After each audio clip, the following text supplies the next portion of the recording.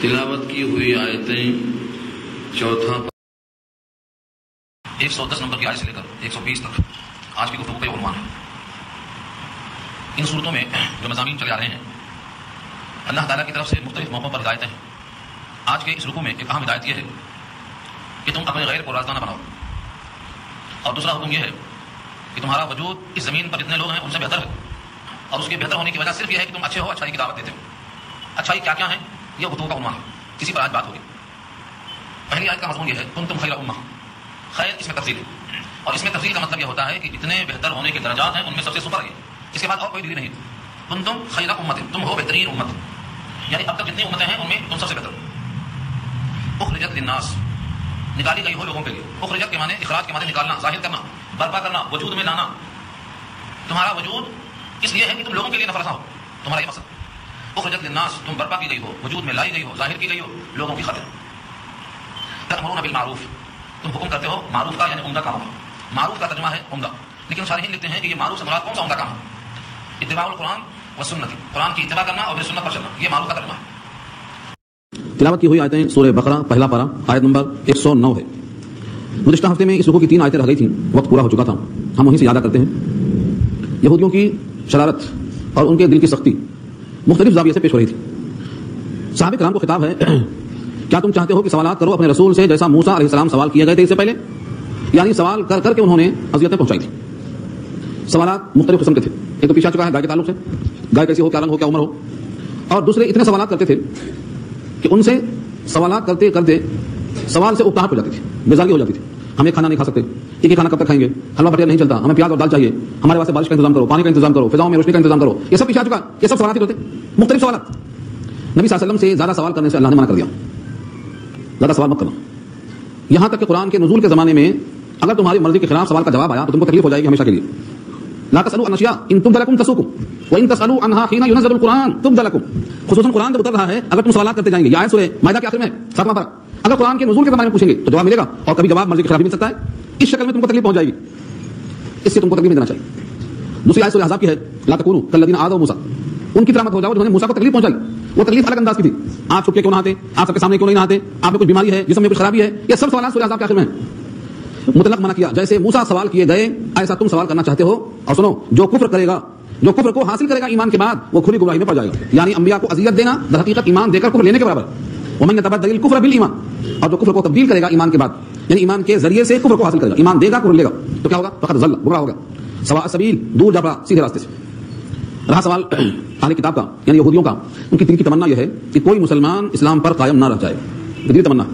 With کثیر من اہل الکتاب، ودا یودو فعل ماضی ہے، دل سے خواہش کرنا، ودود اسی سے بنا ہے، ودا دل سے خواہش کیا، کثیر من اہل الکتاب، اہل کتاب میں سے بہتوں نے، لو یردونکم، کاش کہ وہ تم کو پلٹا دیں، من بعد ایمانکم، تمہارے ایمان کے بعد، کس حال میں؟ کفارن، کافر بنا کر۔ آج اہل کتاب اسی ڈگر پہ کام کر رہے ہیں، وہ چاہتے ہیں کہ مسلمانوں کا ایمان چھین لیا جائے۔ شراب کو انہوں نے نام بدل کر حلال کر دیا، سود کو پرافٹ کر دیا، ریشم کو نام بدل کر حلال کر دیا، ٹخنے سے نیچے پائجامے کو فیشن بنا دیا، ٹائی کو جو کہ علامت تھی شریف کی ایک لباس کا جز بنا دیا۔ غرض کی جتنی چیزیں اسلام میں حرام تھی، گناہ کبیرہ میں تھی، ان تمام کو کچھ نہ کچھ شکلیں دے کر اس لیے ایسا کوشش کی گئی ہے کہ ان کا ایمان سلب ہو جائے۔ اور اب شبہ کیا ہے، جب قرآن نے خود گواہی دے دی کہ بہت سے اہل کتاب چاہتے ہیں، دل سے خواہش کرتے ہیں کہ تم کو تمہارے ایمان کے بعد کافر بنا دیں۔ اب کیا خواہش، کیوں چاہتے ہیں وہ، کیا وجہ ہو سکتی ہے، ان کو اس سے فائدہ کیا؟ اللہ خود فرماتے ہیں حسدا من عند انفسہم، حسدا، حسد کے معنی کسی کے نعمت کو زائل ہونے کی تمنا کرنا۔ آپ سے آپ کا پڑوسی حسد کرتا ہے تو کیوں کرتا ہے؟ حسد کے معنی ہی آتے ہیں زوال نعمت کی آرزو کرنا۔ حاصل کو ملتا کچھ نہیں، لیکن وہ چاہتا ہے کہ ان کو جو ملا ہے چھین لیا جائے۔ غبطہ اور رشک جائز ہے، یا اللہ ان کو دیا ہے مجھ کو بھی دے دے، یہ جائز ہے، یا اللہ آپ نے ان کو نوازا ہے ہم کو بھی نواز دے، یہ جائز ہے، لیکن یہ کہ ان کی نعمت چھین لی جائے تو تمہیں کیا فائدہ ہوگا؟ نہیں، اندر سے ایک جذبہ ہے جو سرد پڑے گا، ٹھنڈک پہنچے گی۔ میں اس کی مثال دیا کرتا ہوں، وہ مثال میری نہیں ہے، بنائی ہوئی، علامہ صادق کی۔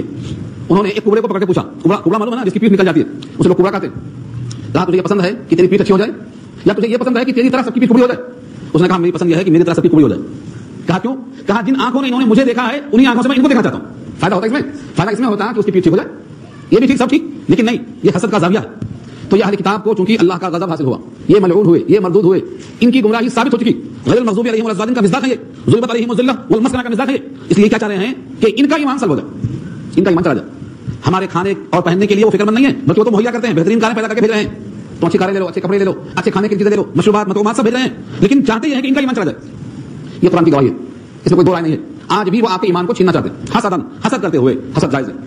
حسدا من عند انفسهم, اپنے دلوں میں حسد کی وجہ سے, من بعد ما تبین لهم الحق, بعد اس کے کہ حق ان کے واسطے واضح ہو چکا, فاعفوا, یہ حق کیسے واضح ہوا ان کے لیے؟ ایسا نہیں ہے کہ ان کو خبر نہیں ہے, ان کو پوری خبر ہے. تورات میں اور انجیل میں اور زبور میں اور دیگر آسمانی کتابوں میں سید الانبیاء کے صفات بتائے گئے, ایسا کھول کے بتائے گئے کہ فرمایا نبی صلی اللہ علیہ وسلم نے, بلکہ قرآن کی بھی آیت موجود ہے, جیسے کوئی سگے بیٹوں کو پہچانتا ہے ایسا وہ نبی برحق کو پہچانتے تھے. یعرفونہ کما یعرفون ابناءہم, کیسے پہچانتے تھے؟ علامات دیکھ کر. اتنی علامتیں ان کے پاس آ گئی, پھر بھی انہوں نے اس کو انکار کیا. یہ ہے تبینہ, ظاہر ہو چکا ان کے لیے. اب تو غصہ آئے گا نا آپ کو کہ یہ ہمارے ایمان کے قاتل ہیں, ہمارے ایمان کے دشمن ہیں, ہمارے ایمان کے ڈاکو ہیں, ہم کو بے ایمان کر دینا چاہتے ہیں. اور سب سے زیادہ خسارہ کس کا ہوگا؟ جس کا ایمان چلا جائے. گھر چلا گیا خسارہ کم, بیوی چلی گئی خسارہ کم, صحت چلی گئی خسارہ کم, جان چلی گئی تو خسارہ کم, لیکن ایمان چلا گیا تو دائمی جہنم ہے, دائمی جہنم. تو یہ ہماری شہر رگ, یعنی ہمارا ایمان چھین کر جہنم میں ڈالنے کی کوشش کر رہے ہیں. اس لیے غصہ تو آئے گا, اس لیے آگے فرمایا اللہ نے فاعفوا, معاف کر دو ان کی اس گستاخی کو, ان کی غلطی کو معاف کر دو. وصفحوا, درگزر کر دو. حتی یاتی امر اللہ, یہاں تک کہ اللہ کا حکم خود آ جائے گا. اللہ کا حکم کیا آئے گا؟ اللہ کا حکم یہ آئے گا کہ ان کو صفحہ ہستی سے مٹا دو. کیسے مٹیں گے؟ کیسے مٹیں گے؟ اللہ رب العزت جس پر غضب, جس پر لعنت بھیج چکا ہو, بھلا وہ کب تک رہے گا زندہ؟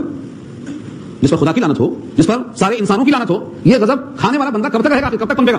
ایک وقت آنے والا ہے, اور اب کوئی نبی نہیں آئے گا. اسی نبی کے آخری زمانے میں یہ وقت آنے والا ہے کہ ایک ایک پتھر ان کا دشمن ہوگا. ان کو چھپنے کی کوئی جگہ نہیں ہوگی. درختوں کے پیچھے جائیں گے, درخت کہے گا یہاں یہودی ہے. پتھروں کے پاس چھپیں گے, پتھر سے آواز آئے گی یہاں یہودی ہے. حضرت عیسیٰ علیہ السلام خود قیادت کریں گے اور ایک ایک کو چن چن ختم کریں گے. یہ ہے امر اللہ. یہاں تک کہ اللہ اپنا قانون بھیج دیں گے اس معاملے میں. ان اللہ علی کل شیء قدیر, اللہ ہر شے پہ قادر ہیں. وہ اتنے قادر ہیں کہ تمہیں ان کی قدرت کا اندازہ نہیں. غزوہ خندق میں 1 مہینہ تک پورے طرف سے گھیر لیا گیا تھا مدینے کو.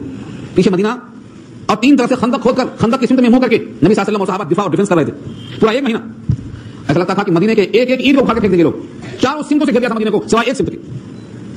کھانا نہیں, پینا نہیں, فاقہ ہے, بھوک ہے, پتھر کی چٹان کھول رہے ہیں. اس کے باوجود اللہ تعالیٰ نے 1 مہینے کے بعد جب ان کی سرکشی حد کو پہنچ گئی تو کیا کیا اللہ نے؟ صرف ہوا کو بھیجا, جو ہوائیں آج تک کبھی بند نہیں ہے. ذرا تیز کرنا ہے بس, پنکھا تو آ کر چل رہا ہے, ذرا بڑھا دو اس کو بس, پنکھا کبھی بند ہو رہا تھا, چل رہا. یہ ہوائیں چل رہی ہیں, ہواؤں سے ہم بھی چل رہے ہیں. اللہ نے ہوا کو بھیجا, ان کے سارے خیمے, سارے بھگونے, سارے دیکھتے انہیں پکڑ گئے, اور سب کے سب بے نیل و مرام واپس جانے پر مجبور ہو گئے. حضور نے اعلان کر دیا آج کے بعد اقدام یہ کبھی نہیں کریں گے, اب ہم اقدام کریں گے. اب یہ ڈیفینس پر آگے, آج کے بعد ہمیں چاہیے اب دفاع کریں گے, اب کبھی اقدام نہیں کریں گے. تو یہ کیسے بدلا؟ صرف ہوا سے. وہ ہوا اللہ کی قدرت میں آج بھی ہے, اللہ ہر شے پہ قادر ہے. تو ہم کو لگتا ہے کہ بھائی بہت سپر پاور کے پیچھے ہے, بڑی طاقت ان کے پیچھے ہے, دنیا کی ساری طاقتیں ان کے پیچھے ہیں, لیکن دنیا ساری خود مٹنے والی ہے. دنیا ساری مٹنے والی ہے. لہو ملک السماوات والارض, آیت کرسی ہمارا عقیدہ ہے. آیت کرسی میں اللہ نے کیا کہا؟ ان کی ملکیت ہے 7 زمین میں اور 7 آسمان. یہ کیا سپر پاور ہے؟ یہ ڈھیل ہے, مہلت ہے. ایسا کھینچتے ہیں ڈھیل میں, سنستدرجهم من حيث لا يعلمون. ڈھیل جیسے مچھلی کو شکاری ڈھیل دیتا ہے چارہ کھانے کے لیے, وہ لے کے بھاگتی ہے, ادھر سے چھوڑ دیتا ہے. وہ سمجھتی ہے کہ یہ غذا لے کر میں بھاگ رہی ہوں, اور شکاری سمجھتا ہے کہ ابھی پورا نکلنے کے بعد باہر آنے والی ہے. سنستدرجهم من حيث لا يعلمون واملي لهم ان كيدي متين. میں ان کو ڈھیل دے رہا ہوں, میرا دام بڑا مضبوط ہے. سورہ اعراف کی آیت بتاتی ہے کہ ان کا ظلم ان کے سر پہ مارا جانے والا ہے. یہ ظلم کرنے والے پنپنے کی بات نہیں, جب چراغ بجھتا ہے تو بھگتا ہے, اس کے بعد بجھتا ہے, اور ان کے مٹنے کے دن قریب آ چکے ہیں. بھلا ایک قتل سارے جہان کے قتل کرنے کے برابر ہے, اور یہ لاکھوں قتل کے مجرم ہے. جس نے ایک قتل کیا بے قصور کا, اس نے گویا سارے انسانیت کو ختم کر دیا. جب قرآن کا یہ اصول ہے کہ ایک کو مارنے والا سب کو مار چکا, تو بھلا ایسے قاتل اور ایسے ظالم اور ایسے سفاک اور ایسے درندے اس زمین پر باقی کیسے رہ سکتے ہیں؟ اللہ اپنی قدرت ضرور دکھائیں گے. واقعی الصلاۃ وآتوا الزکاۃ, اور نماز قائم کرو اور زکات دو. یعنی ان کی شرطوں کے جواب میں 2 کام کرنا ہے. نماز پڑھنا ہے تاکہ تعلق اللہ سے پختہ رہے, اور زکات دینا ہے تاکہ مال کی محبت سے زیادہ اللہ کی محبت کا ثبوت فراہم ہوتا رہے, اور اس زکات کے ذریعے سے اللہ کی جو مخلوق ہے ان کا بھی کفالت کرنے کا سامان مہیا ہوتا رہے. 2.5% اپنے ہی بھائی کو اور بہن کو اور خالہ کو اور ماموں کو دینے میں کیا حرج ہے؟ اگر کوئی اپنے خالہ بھائی ماموں کو, اور یہ تو رشتے خونی ہیں, ان سے بڑا رشتہ ایمان کا رشتہ ہے. اسی واسطے غزوہ بدر میں ایک طرف چاچا تھے, ایک طرف بھتیجے تھے, ایک طرف بیٹے تھے, ایک طرف باپ تھے, اور قتل کرنے کو نکل پڑے تھے. تو یہ رشتوں سے زیادہ ایمانی رشتہ ہے. لہذا ایمان والے رشتوں کی بنیاد پر اگر ہم 2.5% خیرات کر رہے ہیں, اور اللہ کا حکم بھی ہے, اوپر سے اجر بھی ہے, اور اس سے ہماری سخاوت کا اظہار بھی ہے, تو ان 2 چیزوں سے ثابت ہوتا کہ ہم اللہ کے حکم کے پابند ہیں. نماز پڑھ کر بدنی عبادت, اور زکات دے کر مالی عبادت. پھر اس کے بعد وعدہ الہی بھی ہے, وما تقدموا لانفسکم من خیر تجدوه عند اللہ, اور جو کچھ تم آگے بھیجو گے اپنی ذات کے لیے بہتری, اس کو اللہ کے پاس پاؤ گے. وعدہ ہے. 1 روپیہ بھیجا, یہاں تو ڈر لگتا ہے پتہ نہیں وہ پہنچا کہ نہیں پہنچا, کوئی بیچ میں کھا گیا ہو, لیکن یہ اللہ فرماتے ہیں اگر تم نے میرے حکم پر, میرے نام پر 1 روپیہ دیا, تو 1 روپیہ تمہارا ہم وہاں محفوظ تمہیں پیش کریں گے, اور ایک کا بدلہ ایک نہیں, 700 گنا بڑھا کر, 700 گنا بڑھا کر. اور مثال دیا نبی پاک صلی اللہ علیہ وسلم نے کہ جس طرح سے تم ایک گائے کا بچڑا پالتے ہو, وہ دیکھنے میں چھوٹا بچڑا اور سال 2 سال میں توانا تندرست بیل کی شکل میں تیار نکلتا ہے. اللہ تعالیٰ تمہارے مال کو اپنے دست قدرت میں رکھ کر اس کو ایسا بڑھاتے ہیں. اور اللہ نے خود کہا جو تم بینکوں میں رکھتے ہو سود کھانے کے لیے وہ نہیں بڑھتا, لیکن میرے پاس جمع کرتے ہو وہ بڑھتا. وما آتيتم من زكاة تريدون وجه الله فأولئك هم المضعفون وما آتيتم من ربا ليربو في أموال الناس فلا يربو عند الله. دونوں آیتیں بتاتی ہیں سورہ روم پر کی کہ اللہ کو دو گے بڑھے گا اور حلال بڑھے گا, اور بینکوں سے سود کھانے کا جمع کرو گے تو بڑھے گا مٹے گا. اس کو ہم محاق کہتے ہیں. 40 سال کے اندر سود خوار کا سارا مال مٹنے والا پنپ نہیں سکتا. سود کو اللہ مٹاتا ہے, یمحق اللہ الربا, اللہ مٹاتا ہے, الفاظ اللہ کے ہیں, یمحق اللہ الربا ویربی الصدقات, صدقات کو اللہ بڑھاتے ہیں اور سود کو مٹاتے ہیں. بھلا اس کو اللہ مٹاتے اسے کیا پڑھنا, کیسے پنپے گا؟ بظاہر نظر آتا ہے کہ یہ بڑھ رہا ہے, یہ بڑھ رہا ہے, یہ بڑھ رہا ہے, مگر یہ سوجن ہے, سوجن جسم بڑھتا نظر آتا ہے مگر سوجا ہوا ہے. اس کو فنا ہے, اس کو زوال ہے. جس کو اللہ نہ بڑھائے وہ نہیں بڑھ سکتا. تو قرآن کریم کی آیت نے وعدہ کیا جو کچھ تم بھیجو گے اپنے جانوں کے واسطے بہتری بھلائی اس کو اللہ کے پاس پاؤ گے. تجدوه عند اللہ, یہ جملہ سورہ مزمل میں بھی آئے گا. वहां भी कहा जो कुछ तुम भेजोगे आगे मिलेगा। वमा तुक़द्दिमू लिअन्फुसिकुम मिन खैरिन तजिदूहु इंदल्लाह हुवा खैरन व अअज़म अजरा। सूरह मुज़म्मिल के आखिर में भी फरमाया और ये बारहा फरमाया। और अगर आप गौर करें खैरिन में जो दो जेर है इसको हम तनवीन कहते हैं, ये बराए तकलील है। जो कुछ तुमने भेजा अपने ज़ात के लिए खैर, कुछ भी, थोड़ा, एक चवन्नी, एक अठन्नी, खैरिन की तनवीन से ज़र्रा बराबर खैर भेजा। उस कमी को हम चवन्नी अठन्नी का बता रहे हैं, लेकिन अल्लाह ने क्या बताया? गेहूं का दाना जरा बड़ा होता, चने का जरा और बड़ा होता, बटाने का जरा और बड़ा होता, सब में छोटा दाना क्या होता? सरसों का दाना, राई का दाना। अल्लाह ने सरसों के दाने की मिसाल देकर बताया, वो इनका मिस्काल हब्बतिन मिन खर्दलिन, अगर तुम्हारा खैर राई के दाने के बराबर है और वो दाना भी किसी पत्थर की चट्टान में बंद है और वो पत्थर की चट्टान भी कहीं सातों आसमान सातों जमीन में कहीं पड़ी हुई है, अल्लाह का वादा है कि उस दाने को चट्टान से निकाल हम हासिल करेंगे। वो इनका मिस्काल हब्बतिन मिन खर्दलिन फतकुन फी सखरतिन औ फी समावात औ फी अर्ज़ याति बिहा अल्लाह हासिल करेंगे। फरिश्तों के ज़िम्मा नहीं किया इस काम को, अल्लाह ने कहा ये काम अल्लाह खुद करेंगे। तुमने अल्लाह को दिया है, अल्लाह से ज्यादा गयूर कौन हो सकता है? गैरतमंद आदमी किसी का एहसान सर पे बाकी नहीं रखता, अदा करने की कोशिश करता। अल्लाह से ज्यादा गयूर कौन हो सकता है? खुद नबी साहब फरमाते हैं वल्लाह अगयरु मिन्नी व अना अगयरु मिनका, मैं तुम सबसे ज्यादा गैरतमंद हूं और अल्लाह मुझसे ज्यादा गैरतमंद है। तुमने अल्लाह को दिया है तो जाया हो सकता, ये वादा अल्लाह का है, एक जगह नहीं, कई जगह वादा। अगर तुमने राई का दाना भी दिया है तो समझो मैंने जमा किया है। ऐसे बैंक में जहां कभी खतरा नहीं होगा और ऐसी कंपनी जहां का शेयर कभी मार्केट में गिरने वाला नहीं है। मगर यहां लगाने को लोग रोते हैं, क्या समझते हैं? किसको नजर आता? खाता नहीं नजर आता आपको। अगर आपके ईमान में इतनी कमजोरी है कि खाता देखकर आप शुरू करेंगे तो ईमान बिल गैब किसे बोलते हैं? ईमान बिल गैब कहते हैं उसी को है, बगैर देखे मान लेना। मैं आपको सुनाया था क्या, फिर सुन लो, ताजा कर लो। हारिसा शहीद हो गए, हारिसा शहीद हो गए, उनकी वालदा आई, कहा अल्लाह के नबी आपको मालूम है कि हारिसा में बहुत चाहती थी, उनका इंतकाल हो गया। रबी उनकी वालदा का नाम, कहती हैं अगर मेरा बेटा जन्नत में है तब तो ठीक है, वरना मैं इतना रोऊंगी कि आप देखने में कितना रोती हूँ सदमे से। आका ने कहा भोली भाली, क्या जन्नत एक ही है? तेरा बेटा है तो जन्नत अदन के अंदर है, जन्नत फिरदौस के अंदर है, जन्नत एक नहीं है। और उस खातून को कहा कहो तो दिखा दूं जन्नत में खेलता हुआ। उन्होंने कहा जन्नत को देखा नहीं, आपके कहने से मान लिया है, तो जन्नत में आने को भी हम आपके कहने से मान लेंगे, देखने की हमें क्या जरूरत है? अगर देखने की ख्वाहिश कर दिया तो ईमान कहां? मुशाहिदा हो गया वो तो, ये देखना मुशाहिदा है और बगैर देखे मानना ईमान गैब है। तो अल्लाह का ये वादा है कि तुम्हारा एक एक पैसा जो मेरे नाम पे खर्च होगा उसका मैं तहफ्फुज़ करूंगा, बस शर्त एक है, रियाकारी से पाक होना शर्त है, एक ही शर्त। अगर रियाकारी आई, अगर दिखावा आया, तो अल्लाह ने मिसाल देकर बताया है, पत्थर की चट्टान पे मिट्टी रखकर पौधा लगाओ, पानी आएगा तो पत्थर की चट्टान चिकनी हो जाएगी, न वो पौधा रहेगा न वो मिट्टी रहेगी, सब आ जाएगी। ये मिसाल देकर बताया अल्लाह ने। जो दिखावा करेगा, रियाकारी करेगा, उसका लगाया हुआ फल और पौधा और दरख्त और मिट्टी सब बह जाएगी। ये तो कौन हो सल्दा, उस पत्थर को चिकना छोड़ देंगे, बाकी सब बह जाएगा। किसके बारे में आयत आने वाली है?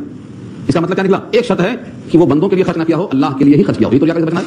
और अल्लाह के लिए ही खर्च किया है तो अल्लाह का वादा, इन्नल्लाह बिमा तामलून बसीर, बेशक अल्लाह तुम जो करते हो वो देख रहे हैं, तुम क्या कर रहे हो, कहां कर रहे हो, कैसा कर रहे हो, सब अल्लाह के निगाहों में। ये एक आयत का टुकड़ा है, इस पर कभी गौर किया आपने? अल्लाह जो कुछ तुम कर रहे हो देख रहे हैं। छोटी सी बात है, आप बीड़ी पी रहे हैं, आपको उस्ताद आ गया, क्या करते आप? छुपा देते बीड़ी, क्यों? इसके सामने शर्मिंदगी हो रही है।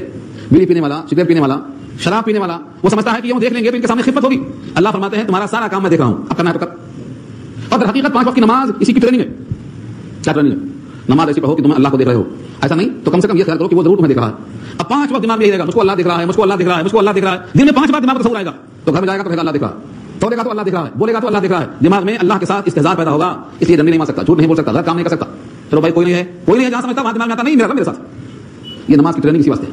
और जिस बंदे को ऐसी नमाज की तौफीक हो गई वो हर बुराई से रुक जाएगा। यही कहा अल्लाह ने सूरह अनकबूत में कि नमाज बेहयाई से मुनकरात से रोकती है, ऐसी नमाज हो तो रोकती है। तो कुरान करीम की आयत में बहुत बड़ी बात है कि बेशक अल्लाह तुम करते हो देख रहा है, अब जो करना है करो। एक गवाह तुम्हारे साथ तुम्हारे अमल पर अल्लाह की जात है, अब उनको दिखाकर ऐसी गलती करने की जरूरत है तो करो, ये तो पता किया अल्लाह। उसके बाद यहां से फिर उन काफिरों का जो यहूदी की शक्ल में होते हैं, एक उनका अकीदा पेश किया अल्लाह ने। ये उनकी गलतफहमी है। हर यहूदी और हर नसारा, उनके दिमाग में क्या है? जन्नत में या तो यहूदी जाएगा या तो नसारा जाएगा, बाकी लोग नहीं जाएंगे। मुसलमानों को जन्नत में जाने का कोई मतलब नहीं, हम जाएंगे बस। उनके दिमाग में यह है जन्नत किसकी है तो यहूदियों की, जन्नत किसकी है तो नसारा की। देखो उनके जुमले कैसे हैं, ये मकूला है, उनके अकीदे को अल्लाह बयान करते हैं। वकालू, और उन्होंने कहा, यानी यहूदियों ने क्या कहा? लन यदखुलल जन्नत, हरगिज़ दाखिल नहीं होगा जन्नत में, इल्ला मन काना हुदन, मगर जो कि यहूदी हो, औ नसारा या नसारा हो। बस जन्नत में कोई नहीं जाएगा। कौन जाएगा? यहूदी और नसारा, बस। इन दोनों का अकीदा यह है कि ये दोनों ही जाएंगे, बाकी कोई नहीं जाएगा। अल्लाह फरमाते हैं इनकी आरजुओं पर थप्पड़ मारते हुए, तिलका अमानियुहुम, ये इनकी आरजुएं हैं बस। और आरजू किसको बोलते?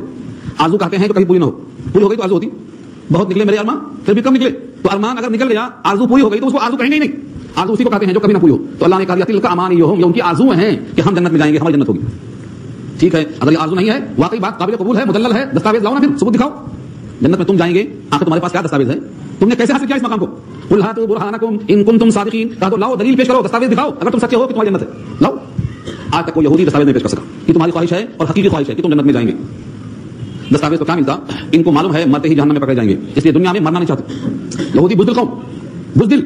और ये आज के दिनों का कौल नहीं है, ये कुरान ने उस वक्त कहा है जो कुरान नाज़िल हुआ है 1430 साल पहले। बुज़दिल क्या है इनकी बुज़दिली? ये कभी सामने आकर दो बदू नहीं लड़ सकते, पीछे से लड़ेंगे दीवारों के। दो बदू हाथापाई, पंजा आजमाई, जोर आवर कभी नहीं हुए हैं। कुरान करीम ने बहुत वाज़ेह अंदाज में कहा है कि तुम समझते हो कि ये पूरे के पूरे मुत्तफिक हैं, मुत्तहिद हैं? नहीं। ताहसबुहुम जमीअन व क़ुलूबुहुम शत्ता, तुम समझते हो इकट्ठा हैं, दिल मुतफर्रिक़।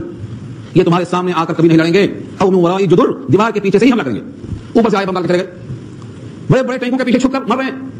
بہادر تو وہ بچے ہیں جو ان کا مقابلہ بندوق سے نہیں، غلیل سے نہیں، پتھر سے کر رہے ہیں، وہ بچے ہیں جن کو جان کی پرواہ نہیں ہے۔ یہ تو ہمیشہ بزدل قوم ہے۔ قرآن نے کہا تحسن یعنی خلاف بند ہو کر لڑتے ہیں۔ غزوہ خیبر میں پورا مہینہ بند رہے، دروازہ نہیں کھولا انہوں نے، کیوں نہیں کھولا دروازہ؟ مسلمان چاروں طرف سے گھیرے ہوئے ہیں، یہ اندر قلعہ بند ہے، پورا 1 مہینہ تک دروازہ نہیں کھولا۔ 1 مہینے کے بعد کھولا تو صلح کے لیے کھولا، دم تھی تو لڑتے ہوتے اس وقت۔ ایک نہتھ تھا معصوم اور ایک مسلح، اور ان دونوں کا مقابلہ ہے، تو یہ معصوم یہ بہادر ہے کہ یہ بہادر ہے؟ تو قرآن نے پہلے ہی کہہ دیا ہے کہ دو بدو نہیں لڑیں گے، کبھی بھی لڑیں گے تو پیچھے سے لڑیں گے، دیوار کے پیچھے سے، کوئی نہ کوئی سامنے آڑ ہو جس سے ان کے مرنے کا خطرہ نہ ہو، تب لڑ سکیں گے۔ اور بخدا ان کی تاریخ پڑھ لو، یہی ملے گی آپ کو، یہ قرآن نے بیان کیا۔ تو اس آیت میں اللہ نے واضح کر دیا کہ تمہاری جو خواہش ہے یہ خواہش ہی رہے گی، تمہارے پاس کوئی ثبوت نہیں ہے۔ ہاں ہمارے پاس ایک اصول ہے، جنت میں کون جائے گا اس کا ایک اصول ہے، ایک ضابطہ ہے، جو اس ضابطے کی تکمیل کرے گا، ان شرطوں کو پورا کرے گا، ضرور جنت میں جائے گا۔ وہ ضابطہ کیا ہے؟ بلا ہاں کیوں نہیں، من اسلم وجهه لله وهو محسن فله اجره عند ربه ولا خوف عليهم ولا هم يحزنون۔ اس آیت میں اللہ نے وہ اصول پیش کر دیا، بلا ہاں کیوں نہیں، من اسلم وجهه لله، جس نے اپنا چہرہ جھکا دیا، جس نے اپنا رخ اللہ کے لیے جھکا دیا۔ اسلم اسلام، ایسا میں کہا کہ مسلمان کسے کہتے ہیں؟ میں نے کہا مسلمان کسے کہتے ہیں، مت دیکھو پہلے دیکھو اسلام کسے کہتے ہیں۔ اسلام کہتے ہیں گردن جھکا دینا، سرنڈر ہو جانا، اطاعت قبول کر لینا۔ اسلم جس نے اپنا چہرہ اپنا رخ سرنڈر کر دیا، اسلم وجهه اپنا چہرہ رکھ دیا اطاعت کے لیے، کس کے لیے؟ للہ، اللہ کے لیے۔ یہ میرا چہرہ مراد میرا وجود اللہ کا بنایا ہوا ہے، اللہ کے لیے ڈھیر، اور ایک شرط کے ساتھ ڈھیر کرنا ہے، وہ شرط کیا ہے؟ وہ ہوا محسن، جبکہ وہ محسن ہو۔ اور محسن ترجمہ کیا ہے؟ مخلص۔ مطلب میں اس کو تھوڑا کھولتا ہوں تاکہ معلوم ہو کہ محسن کی ایک شرط اللہ نے کیوں لگایا۔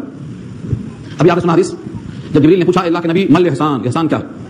فرمایا ان تعبد اللہ کانک تراه فان لم تكن تراه فانه يراك، تم اللہ کی بندگی ایسا کرو کہ تم اللہ کو دیکھ رہے ہو، ایسا نہیں ہو سکتا تو تم ضرور خیال کرو کہ تمہیں اللہ ضرور دیکھ رہا ہے۔ یہ کیا ہے؟ احسان ہے۔ اس درجے پر جو اطاعت کو قبول کر لے وہ بندہ محسن کہلاتا ہے، اس کی جمع محسنین ہے۔ یہاں اللہ اسی کو فرماتے ہیں کہ جس نے اپنا چہرہ اپنا گردن جھکا دیا اللہ کے لیے، بشرطے کہ وہ محسن ہو یعنی مخلص ہو، یعنی ہر عمل اس کا اللہ کے لیے ہو۔ جبریل نے یہی سکھلایا، اور ابراہیم جیسے وفادار سے اللہ نے یہی کہلوایا، کیا کہا؟ قل اے ابراہیم آپ کہیے ان صلاتي ونسكي ومحياي ومماتي لله رب العالمین، میری نمازیں، میری قربانیاں، میرا جینا، میرا مرنا سب اللہ کے لیے۔ یہ کہلوایا ابراہیم سے، تو ابراہیم کیا ہوئے؟ وفادار، نمونہ، ان کا ہر عمل نمونہ بنایا اللہ نے۔ اور تنہا کہا، تنہا ابراہیم ایک امت کے برابر ہے، ان ابراہیم کان امۃ، تنہا وہ ایک امت کے برابر ہے، کیوں؟ ان کا ہر عمل امت کے واسطے نمونہ۔ تو اس آیت میں دو باتیں ہوئی، جو شخص اپنا چہرہ جھکا دے، اپنا رخ اللہ کی طرف کر دے، بشرطے کہ وہ محسن ہو، فلہ اجرہ عند ربہ، تو اس کا اجر ہے اس کے رب کے پاس، ولا خوف علیہم، اس پر کوئی خوف نہ ہوگا، ولا هم يحزنون، وہ غمگین نہ ہوگا، نہ خوف نہ غم۔ خوف ڈر کو بولتے ہیں، اور یحزنون کے معنی حزن، اندیشہ، غم کا، کہ ہمیں آئندہ کیا ہوگا، بڑھاپے میں کیا ہوگا، قبر میں کیا ہوگا، فلاں جگہ کیا ہوگا، اس کو حزن کہتے ہیں، فکر کھائے جانا۔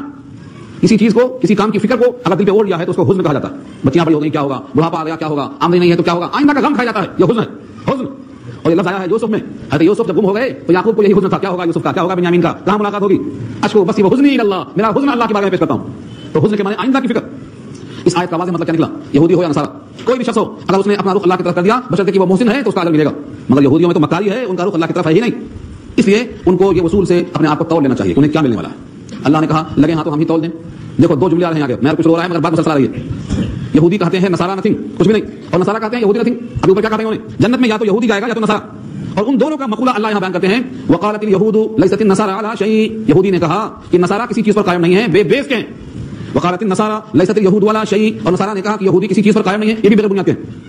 وهم يتلون الكتاب، حالانکہ وہ دونوں کتاب پڑھتے ہیں، آسمانی کتاب پڑھتے ہیں، ایک زبور پڑھتا ہے، ایک تورات پڑھتا ہے، ایک انجیل پڑھتا ہے، ایک قرآن پڑھتا ہے، یہ سب پڑھتے ہیں۔ آسمانی کتابیں پڑھنے کے باوجود ایسا ایسا کریں، حالانکہ یہودی تورات پر ہیں اور نصارہ انجیل پر ہیں، تو یہ ان کو اور یہ ان کو کہتے ہیں دونوں بغیر بیس کے ہیں۔ جب دونوں کتاب پڑھیں تو یا تو کتاب پر عمل نہیں ہے، اور یا تو کتاب صحیح طور پر ان کے پاس باقی نہیں ہے، ورنہ پھر یہ کیوں کہتے ہیں نصارہ کچھ نہیں، یہ ان کو کہتا کچھ نہیں، یہ ان کو کہتا کچھ نہیں۔ اللہ فرماتے ہیں وہم یتلون الکتاب، حالانکہ دونوں کتاب پڑھتے ہیں۔ کذالک قال الذین لا یعلمون مثل قولہم، ایسا ہی کہا ان لوگوں نے جو نہیں جانتے ہیں انہی کے قول کی طرح۔ اس سے مراد کون ہے؟ مشرکین مکہ، جو کچھ نہیں جانتے، ان کا بھی عقیدہ ایسا ہی ہے۔ مشرکین مکہ کو یہودیوں نے تربیت پہنچائی۔ جب مشرکین آ کے بولتے تھے یہ بتاؤ ہم حق پر ہیں کہ محمد صلی اللہ علیہ وسلم، تو وہ کہتے تھے یہودی تم ہی حق پر ہو، تم ہی حق پر ہو۔ یہ قول ان کا دیکھو، ایک طرف کتاب پڑھتے ہیں تورات اور انجیل، اور دونوں میں علامات ہیں نبی کی جس کو دیکھ کر پہچانتے ہیں بیٹے کی طرح، اور جب سوال آتا ہے تصدیق کا تو کہتے ہیں تم ہی حق پر ہو۔ کتاب پڑھنے کے باوجود یہ ان کا تزکیہ ہے۔ تو یہ قرآن نے کہا ایسا ہی کہا ان لوگوں نے جو نہیں جانتے ہیں انہی کے قول کی طرح۔ فاللہ یحکم بینہم یوم القیامہ، بس اللہ فیصلہ کریں گے ان کے درمیان قیامت کے دن، فیما کانوا فیہ یختلفون، جس چیز میں وہ اختلاف کرتے تھے، ان کے باہمی اختلافات کو اللہ ہی فیصلہ کریں گے قیامت کے دن، اور وہ فیصلہ اللہ سنا چکے ہیں۔ قرآن کریم کی کئی آیتوں میں وہ فیصلہ واضح ہو چکا ہے۔ وہ فیصلہ یہ ہے کہ اس میں سے ایک مغضوب علیہم ہے اور اس میں سے ایک ضالین کا مصداق ہے۔ مغضوب علیہم بھٹکے ہوئے یہودی، اور ضالین گمراہ نصارہ، یہ دونوں اللہ کا فیصلہ ہو چکا ہے۔ انعام یافتہ لوگوں میں ان کا شمار نہیں ہوگا۔ اب یہاں سے ان کے اخلاق، ان کے کردار اور ان کی خرابیاں جو خاص طور سے مشرکین مکہ کو انہوں نے سکھلایا تھا اس کو واضح کیا۔ آپ کو معلوم ہے نبی صلی اللہ علیہ وسلم جب تشریف لے گئے تھے کہ عمرہ کرنے جائیں گے، مشرکین مکہ نے کہا نہیں آپ عمرہ نہیں کر سکتے، مسجد حرام سے روک دیا۔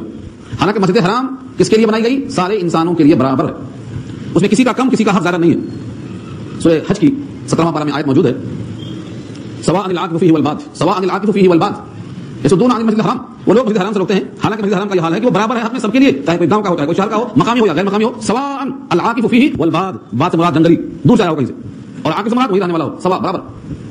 لیکن اس مسجد حرام سے انہوں نے روکا, حالانکہ جن کو روکا وہ زیادہ حقدار ہے کہ وہاں پر پہنچے کیونکہ وہ اللہ کا نام لیتا ہوا پہنچے گا, اور یہ سراپا شرک کرنے والے ہیں مگر وہاں پر جمے ہوئے, تو ان کی شرارت کو اللہ بتا رہے ہیں. ومن اظلم ممن منع مساجد اللہ ان یذکر فیہا اسمہ, اس سے بڑا ظالم کون جو روکے اللہ کی مساجد سے کہ ذکر کیا جائے اس میں اس کا نام.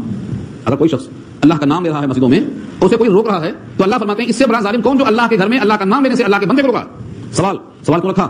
یہ بتانے کے لیے کہ اس کا جواب اس بات میں آئے گا اس سے بڑا ظالم اور کوئی نہیں, کیونکہ اللہ کا گھر اور اللہ کا نام اور اللہ کا بندہ, پھر آپ کون روکنے کا ہاتھ رکھتے آپ, اس سے بڑا ظالم کون؟ ترجمہ ہوا لفظی اعتبار سے ومن اظلم, اور اس سے زیادہ ظالم کون ممن منع مساجد اللہ, جو روکے اللہ کی مساجدوں سے. کس کو اور کیوں روکے وہ بہت ساری آئے گی. ان یذکر فیہا, کہ تذکرہ کرے اس مسجد میں اسمہ, اللہ کے نام کا. سورہ جن میں اس کی تشریح خالہ نے, سورہ جن پارہ 29, اور کہا وان المساجد للہ, جتنی مسجدیں ہیں سب اللہ کی ملکیت ہے. فلا تدعوا مع اللہ احدا, اللہ کے ساتھ کسی کو مت پکارو. یہاں ثابت ہوتا ہے کہ جو اللہ کا نام لے مسجدوں میں وہ اللہ کا بندہ زیادہ حقدار ہے, اور جو روکے وہ سب سے بڑا ظالم ہے. وسعى في خرابها, اور سعی کرے اس کے ویران کرنے میں, اس کے معطل کرنے میں. وسعى, اور سعی کیا, کوشش کیا, فی خرابها, اسے خراب کرنے میں یعنی ویران کرنے میں. مکان کی خرابی یہ ہے کہ مکین سے خالی ہو جائے. خانہ خالی دیو می گیرت, جو گھر خالی ہے دیو قبضہ کر لیتا ہے. جب مسجد میں اللہ کا نام لینے والا باقی نہیں رہے گا تو شیطان اس کے اندر کیا کرے گا کہ آپ دیکھ سکتے ہیں ہزاروں مسجدوں کا حال یہاں دیکھ سکتے ہیں, کچرا ہے, گوبر ہے, گندگی ہے, ویرانی ہے, واقعہ ہے. یہ سب اللہ نے واضح فرما دیا کہ جو اس کے ویران کرنے میں کوشش کرتا ہے اس سے بڑا ظالم کون ہو سکتا ہے. اولئک ما کان لهم ان يدخلوها الا خائفین, وہی لوگ ہیں کون جو ظالم ہیں, جو روکتے ہیں, جو ویران کرتے ہیں. اولئک وہی لوگ تو ہیں ما کان لهم, نہیں ہے مناسب ان کے لیے ان يدخلوها کہ وہ مسجد میں داخل ہوں الا خائفین, مگر خوف کھاتے ہوئے. کس بات کا خوف؟ کہ جس کا گھر ہے وہ ہر شے پہ قادر ہے اور ہم اس کے مجرم ہیں, پتہ نہیں کیا حاصل ہوگا کہ ہم نے خدا کے گھر کو ویران کیا ہے.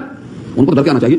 چنانچہ مسجد حرام میں 360 بت رکھنے والے دروازوں کے چابیوں کے مالک تھے اور وہ دندناتے پھرتے تھے, اور سید الانبیاء آئے عمرہ کرنے کے بعد ان کو رکا دیا. تو جن کو ڈر کے آنا چاہیے وہ تو دندناتے پھر رہے ہیں چابیاں لے کے, اور سید الانبیاء اللہ کا نام لے کر اپنے زمین سے اس زمین کو آباد کرنے والے آ رہے تھے, ان کو رکاوٹ ڈالی گئی. تو اس سے بڑا ظالم کون ہو سکتا ہے؟ تو فرمایا کہ ان کو تو ڈرتے ڈرتے آنا چاہیے تھا جو دندناتے پھر رہے ہیں. اور سنو لہم فی الدنیا خزی, ان کے لیے دنیا میں رسوائی ہے, ولہم فی الآخرۃ عذاب عظیم, اور ان کے لیے آخرت میں بڑا عذاب ہے. رسوائی دنیا میں کیسے ہوئی؟ جن کے پاس چابیاں تھیں انہوں نے چابیاں مجبور ہو کر حوالے کر دی. سن 8 ہجری میں مکہ فتح ہوا, چابیاں واپس دینا پڑا. لیکن نبی کی سخاوت دیکھو کہ ان کی چابیاں لے کر پھر اسی شخص کو واپس دے دیا جس نے چابی دینے سے انکار کیا تھا. قدرت کے باوجود آپ نے اسی کو دے دیا اور کہا قیامت تک تیرے خاندان میں رہے گی, تم سے چھیننے والا ظالم ہی ہو سکتا ہے. نبی کی سخاوت دیکھو, جس نے نہیں دیا آپ نے اس کو دیا اور خوشی کے ساتھ دیا, اور یہ پیشن گوئی بشارت دے کر دیا کہ قیامت تک تیرے پاس رہے گی. آج بھی اس کے خاندان میں چابی ہے. اللہ فرماتے ہیں دنیا میں اس رسوائی کا یہ حال ہوا, مغلوب ہونا رسوائی. اب اللہ کی قدرت دیکھو, وللہ المشرق والمغرب, اللہ ہی کا مشرق بھی ہے اللہ ہی کا مغرب بھی ہے. فَأَيْنَمَا تُوَلُّوا فَثَمَّ وَجْهُ اللَّهِ, تم کہیں بھی اپنا چہرہ متوجہ کر لو اللہ کی طرف, ادھر اللہ کا رخ پاؤ گے. اَيْنَمَا تُوَلُّوا, ادھر بھی تم منہ کر لو, فَثَمَّ وَجْهُ اللَّهِ, تو ادھر اللہ کا رخ پاؤ گے. یہ کیوں کہا؟ اس سوال کا جواب ہے یہودی تانا مارتے تھے مسلمانوں کو کہ ان لوگوں نے پہلے نمازیں پڑھی بیت اللہ کی طرف, پھر نمازیں پڑھی بیت المقدس کی طرف, پھر بیت المقدس سے پھر کر بیت اللہ کی طرف چلے گئے. وہ 16 مہینے کچھ دن جو نماز پڑھتے رہے بیت المقدس کی طرف, اس کا کیا حال ہوگا؟ نمازیں چلی گئی اور جو مر گئے وہ بغیر نماز کے مر گئے. اللہ نے کہا تمہیں کیا معلوم, جب وہ حکم تھا تو وہ صحیح, یہ حکم تھا تو یہ صحیح. سمتوں سے اللہ پاک ہے, اللہ ہر سمت میں ہے, ہر جہت میں ہے, تم جدھر بھی منہ کر لو اسی کی ذات ہے. اس نے حکم وہ دیا تھا تو ادھر توجہ کرنا فرض, اس نے یہ حکم دیا ادھر توجہ کرنا فرض. ہم تو حکم کے پابند ہیں, تقدیر کے پابند, جمادات نباتات. مومن فقط احکام الہی کا ہے پابند, جو حکم آیا اللہ کا اس کی پابندی ہمارے ذمہ ہے. تقدیر کا شکوہ اور تقدیر پر تکیہ کر کے جمادات نباتات بیٹھے رہتے ہیں, جمادات پتھر, نباتات شجر و حجر, ان کو تقدیر کی پابندی کرنا ہے, ہم کو تو خدا کے قانون کی پابندی کرنا ہے. یہ قانون تھا ادھر منہ کرو ادھر منہ کر لیا, یہ حکم آیا ادھر کرو تم ادھر منہ کر لیا. یہ پوری بات پھر آئے گی دوسرے بارے میں شروع میں. ان اللہ واسع علیم, بے شک اللہ وسیع علم والے ہیں, ان کو خوب معلوم ہے کہ کب کس وقت کس جہت کی طرف منہ کرنا چاہیے. وقالوا اتخذ اللہ ولدا, اور انہوں نے کہا کہ اللہ نے لڑکا بنا لیا, اپنے لیے اولاد رکھتا ہے. سبحانہ سبحانہ, اس کی ذات پاک ہے, اس کی ذات پاک ہے. اولاد تو والد کا جز ہوتی ہے, اللہ جزئیت سے اور کلیت سے پاک ہے. اولاد تو والد کا حصہ ہوتی ہے اور اللہ کے ذات کے حصے بکرے نہیں ہو سکتے. اولاد کی طرف والد بڑھاپے میں محتاج ہوتا ہے اور اس احتیاج سے اللہ کی ذات پاک ہوتی ہے. اللہ کی ذات کی طرف منسوب کرنا, چنانچہ یہودی کہتے ہیں عزیر اللہ کے بیٹے اور عیسائی کہتے ہیں عیسیٰ اللہ کے بیٹے. قرآن نے کہا سبحانہ, اللہ کی ذات سے پاک ہے. بل لہو ما فی السماوات والارض, بلکہ اسی کی ملکیت ہے جو آسمانوں میں اور زمین میں ہے. جب خود ملکیت ہے تو اولاد نہیں ہو سکتے. اولاد والد کی ملکیت نہیں ہوتی, مملوک کا غلام نہیں بنتا. دنیا کی ہر شے مملوک ہے تو پھر بیٹا اور بیٹی کیسے ہو سکتا؟ نہ اللہ کا بیٹا ہے, نہ بیٹی ہے, نہ بیوی ہے. یہ سب ان کا فریب ہے. کل لہو قانتون, سب اس کی اطاعت میں لگے ہیں, سب اس کے حکم کو ماننے والے ہیں. لہذا یہ کہنا کہ فلاں بیٹے فلاں بیوی, یہ سب غلط ہے. سب کے سب اللہ کی اطاعت میں لگے ہوئے ہیں. اللہ کی شان یہ ہے بدیع السماوات والارض, بغیر سابقہ ڈیزائن کے نمونے کے آسمان بنانے والا, زمین بنانے والا. بدیع اور خالق میں تھوڑا فرق ہے. خالق کہتے ہیں پیدا کرنے والا, لیکن بدیع کہتے ہیں نئے سرے سے نئی ڈیزائن جو سابق میں پہلے موجود نہ رہی ہو, اس کو بدیع کہتے ہیں. بدیع بالکل نیا ماڈل. بھلا بتا دو کہ اتنا بڑا آسمان ہو اور بغیر ستون کے ہو, کہیں ستون نظر آتا؟ اتنا بڑا آسمان بغیر ستون کے کس نے دیکھا, کس نے بنایا؟ اور پھر جب سے بنا آج تک قائم اور دائم ہے, نگری سی ہے نا آئلنگ ہے. कितने बड़े बड़े सैयारे उसके अंदर रवा और दवा है, शम्स भी है, कमर भी है, मरीख भी है, ज़ुहल भी है, अतर्द भी है, मुश्तरी भी है, सब उसी में काम कर रहे हैं। कुल्लुन फी फलकिन यस्बहून। तो ये अल्लाह की शान है, जमीन और आसमान का नए सिरे से बनाने वाला। व इज़ा क़ज़ा अमरन, और जब फैसला करता है किसी काम का, फ़इन्नमा यक़ूल, तो कहता है उसके लिए कुन हो जा, फ़यकून, तो वो काम हो जाता है। फिर भी अल्लाह ने जमीन और आसमान को 6 दिन में बनाया। उसकी हिकमत क्या है?